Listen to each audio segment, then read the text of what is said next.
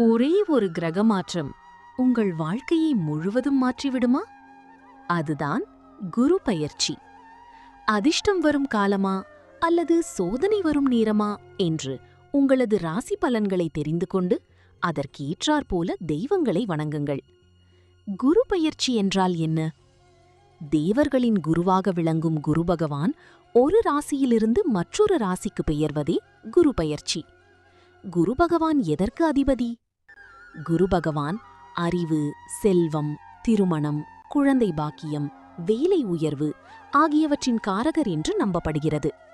அதனால் குரு பெயர்ச்சி காலத்தில் பலர் கோவிலுக்குச் சென்று வழிபடுகிறார்கள். குரு பகவானை எப்படி வழிபட வேண்டும்?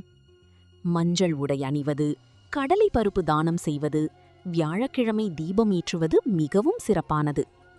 குருவின் அருள் இருந்தால் தடைப்பட்ட காரியங்களும் நடக்கும், முடியாத விஷயங்களும் எளிதாகும், வாழ்க்கையில் புதிய நம்பிக்கை பிறக்கும். குரு பார்க்க கோடி நன்மை. குருவின் அருள் உங்கள் குடும்பத்திலும் பொழியட்டும். ஒருவேளை உங்களால கோவிலுக்கு போக முடியவில்லை என்றால் 3 முறை ஓம் குருவே நமக என்று மனதார சொல்லுங்கள். இதுபோன்ற ஆன்மீக பதிப்புகளை பெற நமது சேனலை ஃபாலோ பண்ணிக்கோங்க.